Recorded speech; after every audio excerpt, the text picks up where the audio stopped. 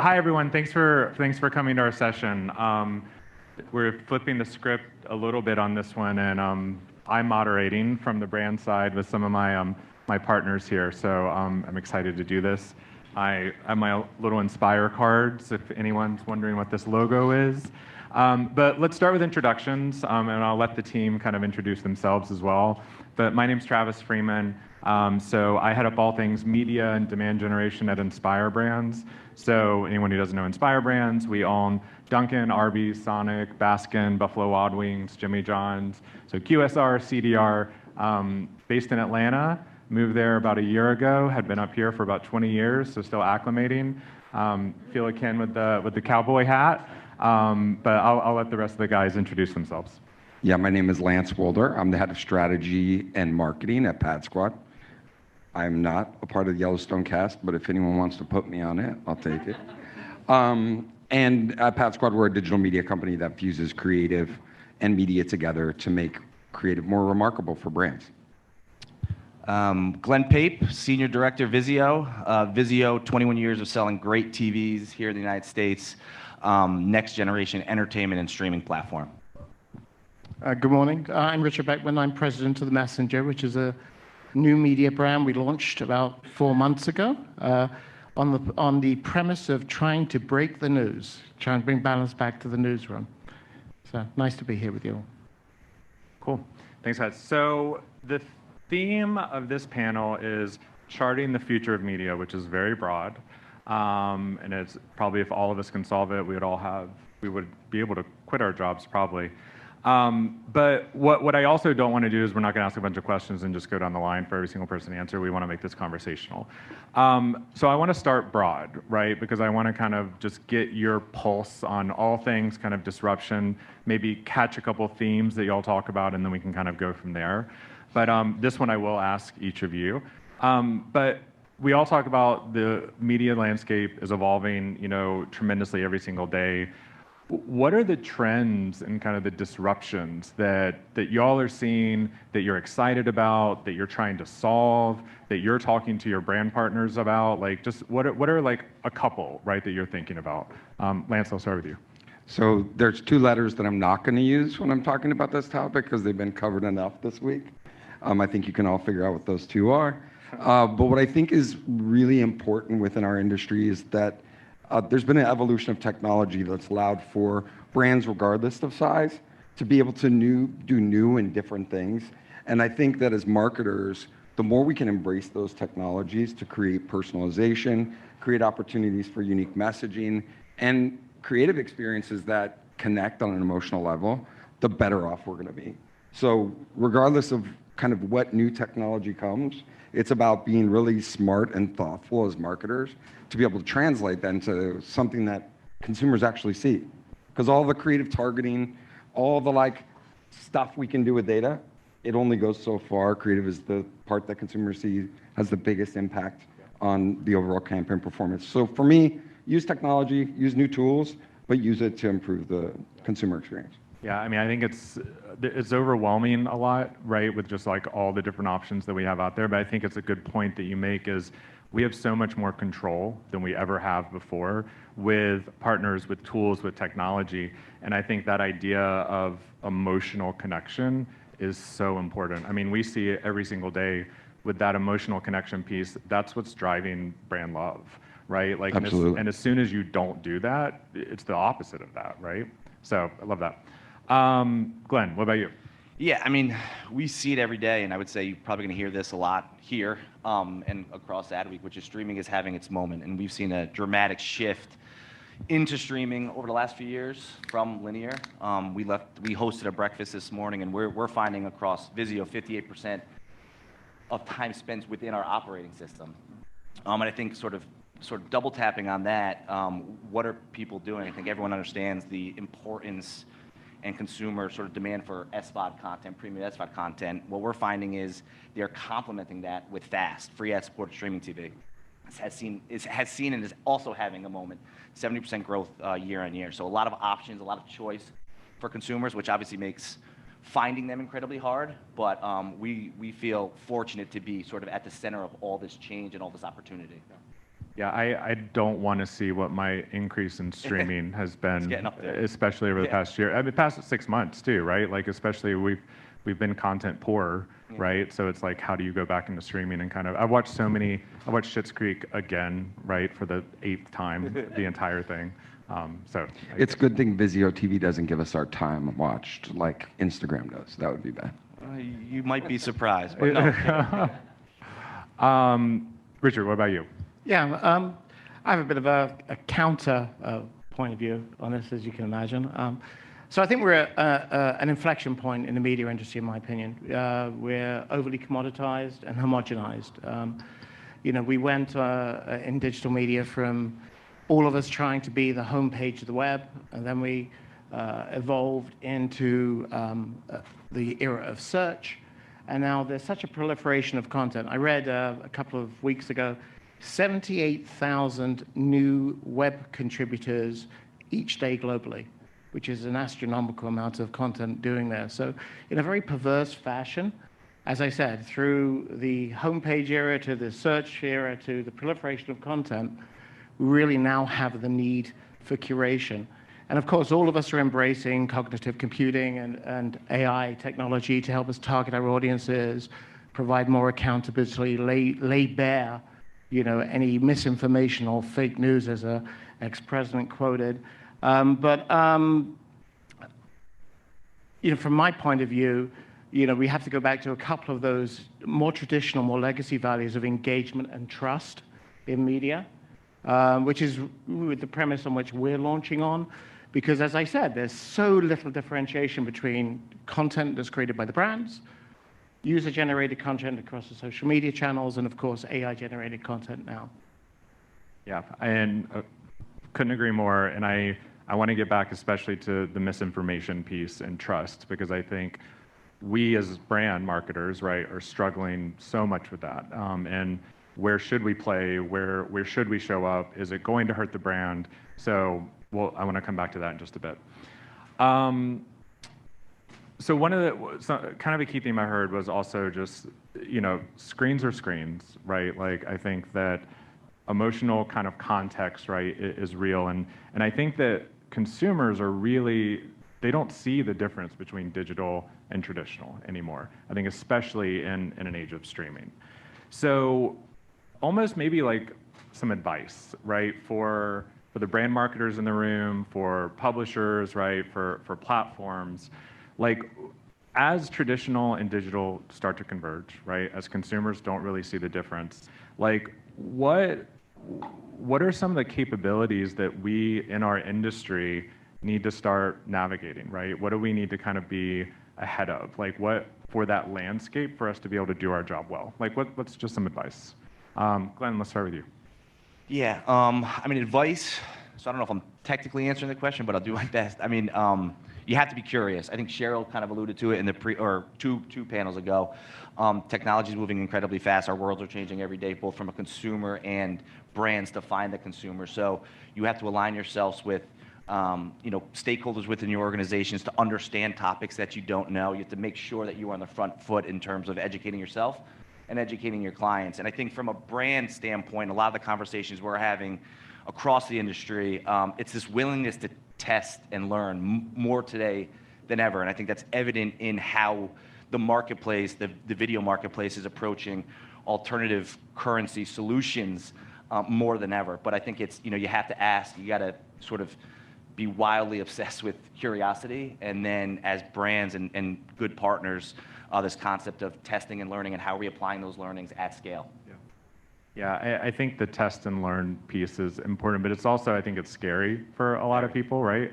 It's sort of like, how do we do it? Are we going to be safe? So who from your side, I think something I hear a lot from our partners is they don't always know who to talk to, right? Like, especially if they're selling, traditional, digital, like, who do they go to? So I guess what's a piece of advice that you have to maybe some of the sellers out there about, as you're kind of talking about things that might be bought by a digital person versus a traditional person, like, How do you navigate that? Yeah, I mean, I'm a firm believer in play to your strengths. I am not a technical person. Yeah. So for me, it's look, our organization is stacked with very smart people and very smart division of the organization, but pushing forth our mission. So for me, it's bringing in our lead data licensed partner, Inscape, our lead there. It's bringing in our data scientists that are sifting through our ACR data on a daily basis.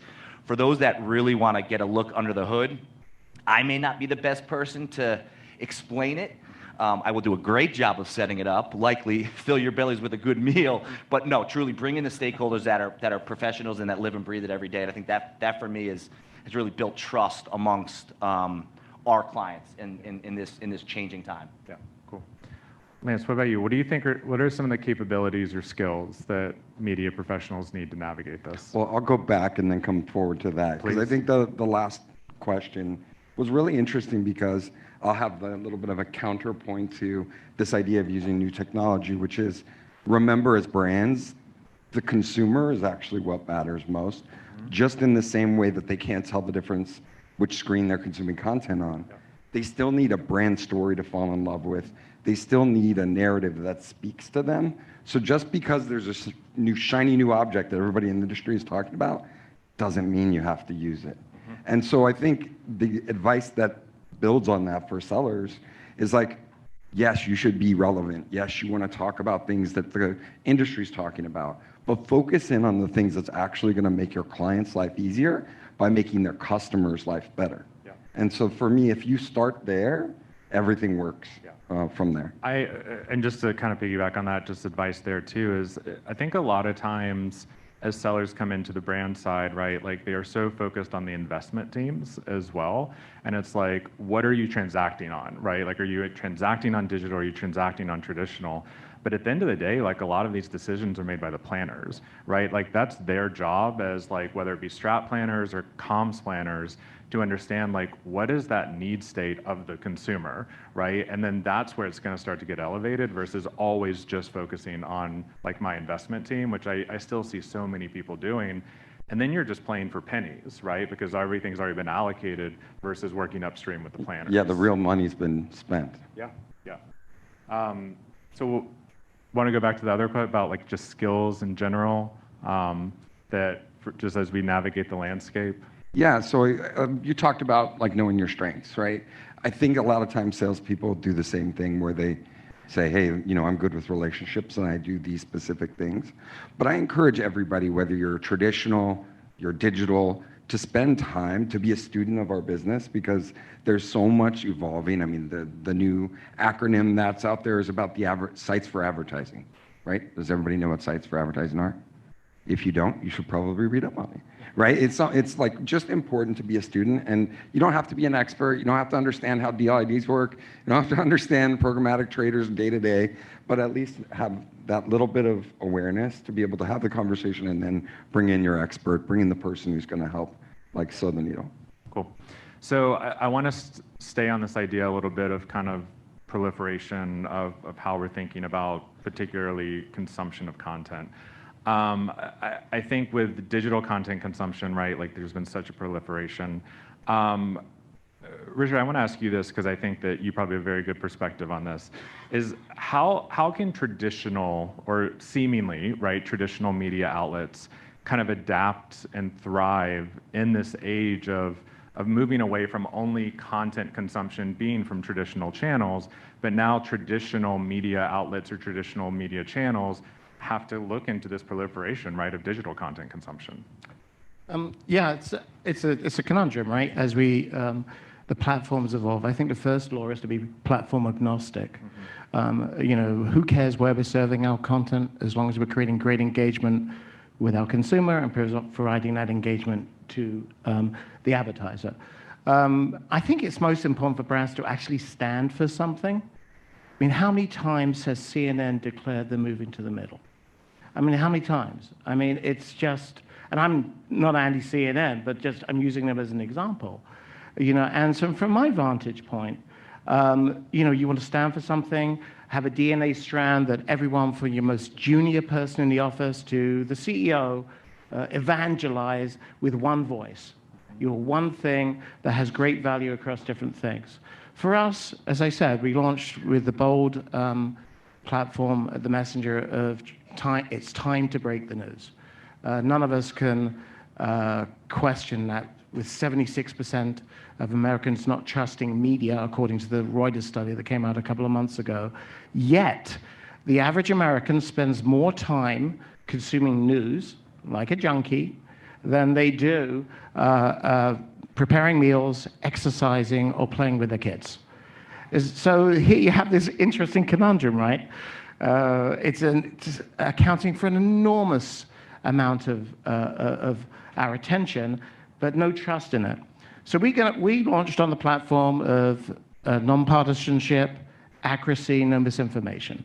And I think the benefit for us is that our addressable audience will be massive.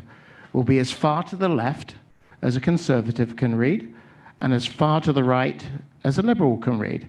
There's been 3 independent studies out so far that, and it's only very early in our career, we're only 4 months in, have shown us right down the middle, which is where we want to be. And Google Analytics is going to show our October audience as somewhere north of 20 million uniques, which is massive in 4 months if you think about it. So we're growing very well, and obviously it's very early days. We have to hold to that vision, but I think the benefits is very palpable, particularly for any of us that consume news and are fed up of the subjective commentary one gets from either side of the political aisle.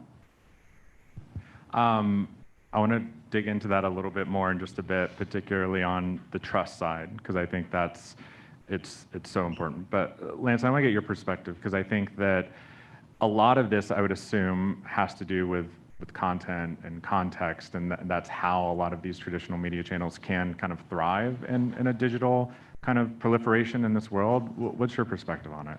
Oh man, that's a topic all into its own.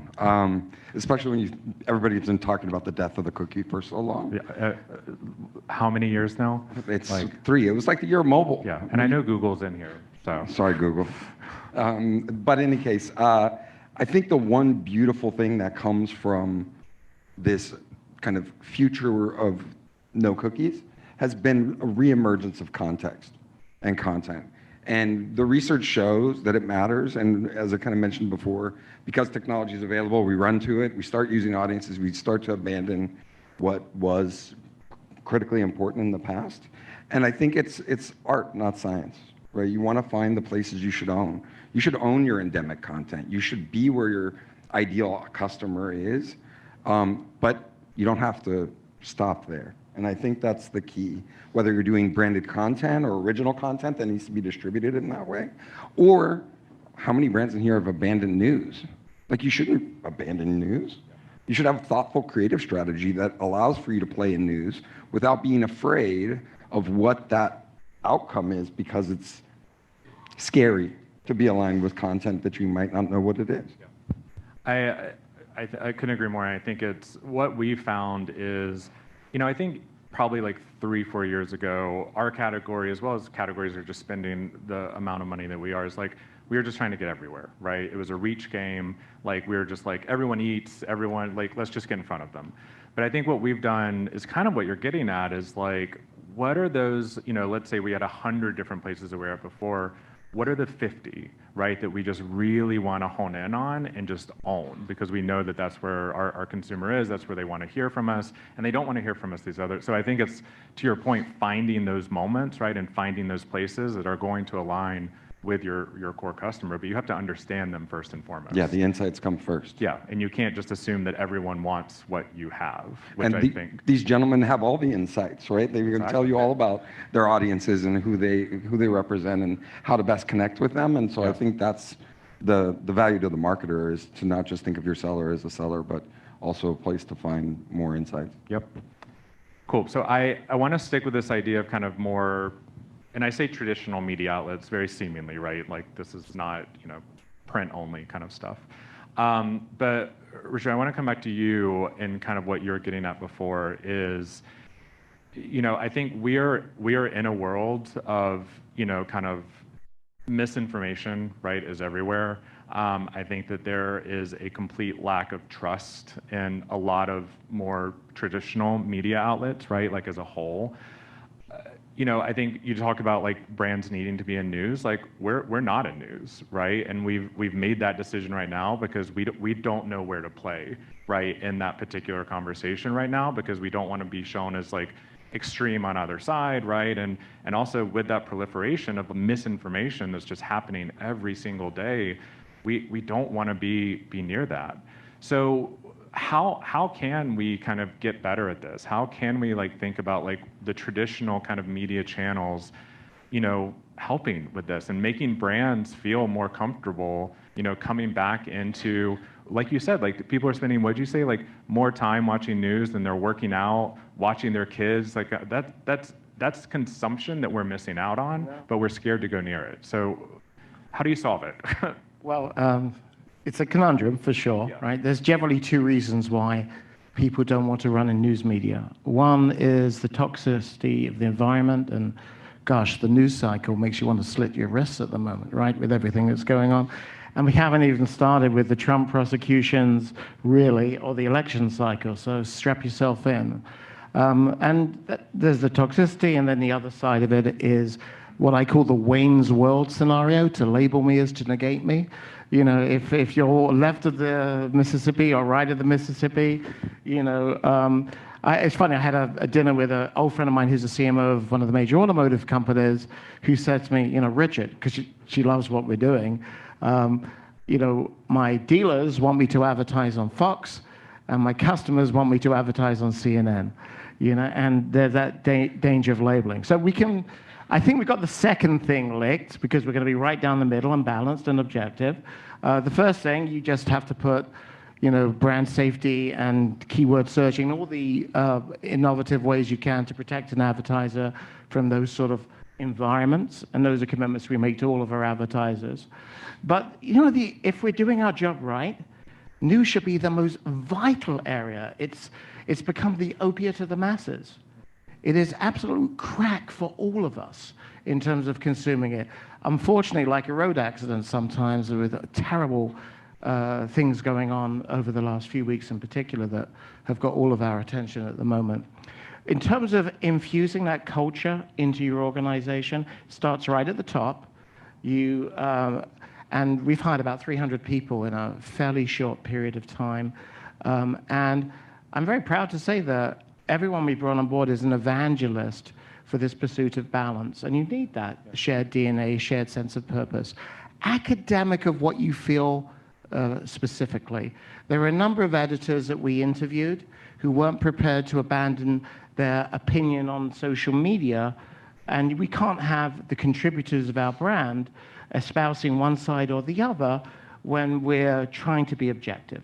So you're not trying to find people that are down the middle, but believe that down the middle is the only way to coverage the news. And you enforce that, through many different techniques. We just announced a deal with an AI company called The Seeker, which some of you may have heard of, some of you may have not. But they're terrific new technology, and they are providing us with a tool that our editors can use at their discretion to ensure the accuracy and subjectivity.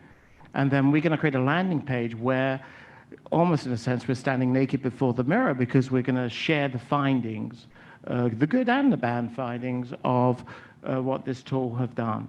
But, I think luckily we're all going to have the Messenger, right, to be able to advertise on. It's neutral and safe. I think digital news makes me feel a little bit more comfortable, right, because we can truly instill all of our brand safety measures, adjacency measures, right, kind of all of the blockers. Do you think there's inherent danger in brands advertising in more traditional news sources, right, where they can't control what they could be running before, after, in between? And if so, what's the recommendation otherwise? Well, look, you're dealing for the most part in the broadcast medium, that's what you're talking about, with commodity trading, right? There's no real control on your adjacencies of your advertising with what's going on. You have to believe in the mission of those news outlets, that they are indeed providing objective and accurate news, and hope that your sales or marketing people, that your contacts, are being mindful that if you're an airline, they're not putting you next to breaking news on a crash, or something of that nature. But I think, you know, you're buying the engagement, and yes, there's less control on your, obviously, keyword searching and all that sort of stuff. But, you know, I think it's inherent danger with everything. You have to have an iron stomach. Yeah, no, totally. I mean, I'm curious, like, is there broadcast cable news that we feel is that kind of, you know, safe and like, listen, I mean, this is coming from me who only watches MSNBC, right? Like, that is where I get my news, and I also appreciate that it is leaning one direction, but I also appreciate that's not the perspective, right, of probably half the country. So it's such a massive way for us to communicate our brand. So it's a conundrum, right, that I don't know how to solve it. I mean, think about it. I mean, Fox tried to alter the case of the course of democracy this last time. They got the couple of $1 billion fine, and there's another one coming, I'm sure, pretty soon. You know, you're absolutely right. You know, what has veracity? I have a very curated group of people that I go to in the morning. I'm hoping that will become one of those go-to sources for a lot of people. But you've got to earn that right? You got to prove out your premise, you've got to deliver the audience, and so on and so forth. And the scale too, right? Like that's what we also, as brand marketers, right? We also have to have the scale. All right, let's shift away from the direness of the world. And Lighter subject. Yeah, so we talked about engagement, right? Like, and I do think that engagement is a really important metric for us to be looking at. Again, we see over and over again with when the audience is engaged with content, right? We see, for us particularly, consideration move much more easily every single day. That's all we care about. We do not have awareness problems. We have consideration problems. We call it share of stomach. We have to be top of mind. Everyone's fighting for that, right? So what are some of these innovative approaches or pieces of technology, you know, that are either here on the horizon that's going to make, you know, kind of engagement with specific types of content like better for audiences? Glenn, start with you. Yeah, I mean, I think the way we think about it is how do we sort of collapse the funnel and rethink the traditional ad pod? And I think we do that in a couple of ways.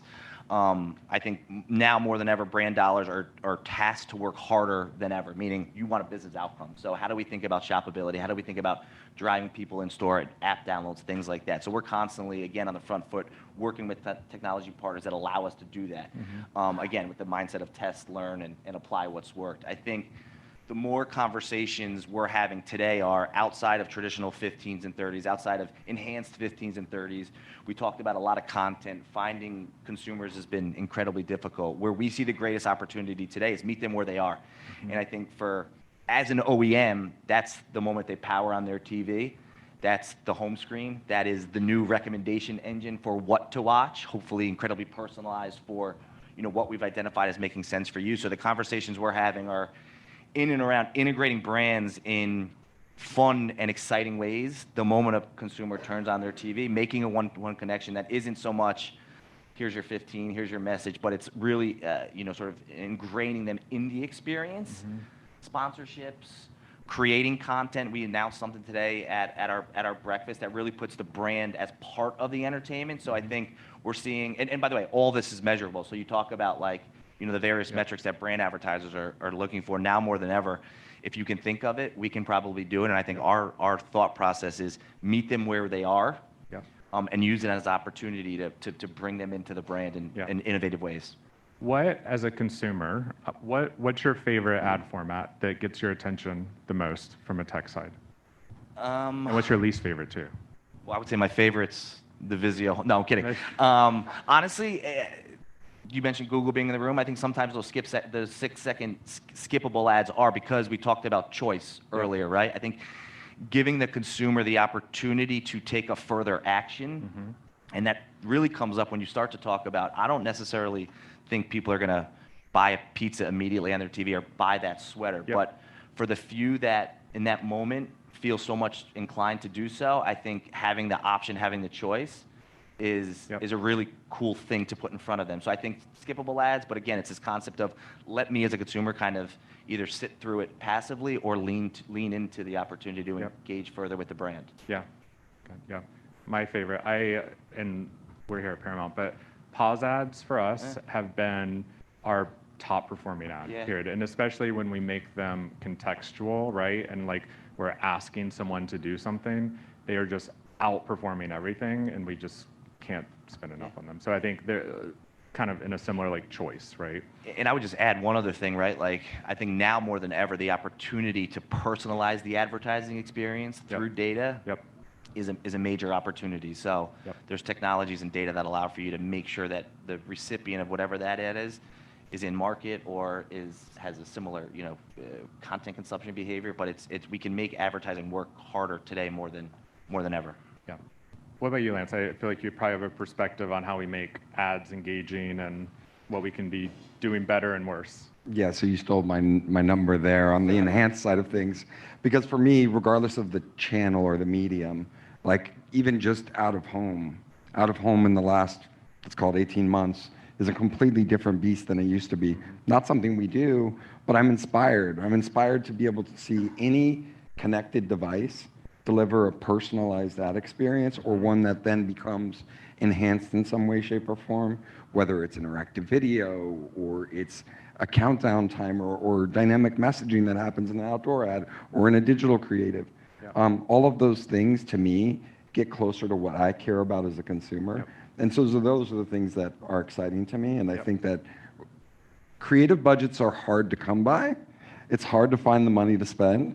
But there are a lot of partners out there, whether it be media partner, creative partners, that can help you do more for less. And so I think that's a key piece of it. I do have something I hate, though, if I can say that. Please. It's probably controversial, but I hate sticking something on an ad just because you can. If you have a TV spot and you think putting in a QR code is on there, it makes sense. Rethink what you're asking the consumer to do. Give them a reason to scan, and give them a reason to then the next time they see a QR code want to scan. Because if you scan a QR and that output, that thing you get to sucks, how likely are you going to be to do it again? So as responsible marketers, we need to ensure that the juice is worth the squeeze, right? Give them a reason to do it, and then they'll come back. I could not agree more. I mean, we've tested, right, kind of QR codes, and I think there was this perception of like, well, why not, right? It's free inventory, like, so let's see what happens. When we're not asking someone to do something, I forget what the conversion rate was, but it was literally like 0.001%. Tiny. And we're just like, and it's just annoying because you're like, then it's ugly, right? Versus if you actually are telling someone to do something, I think that's the difference. I agree completely. So I think we're right at time. So I want to end with one question for each of you, so that hopefully some folks here can kind of take away something more than the amazing insights that you've already shared.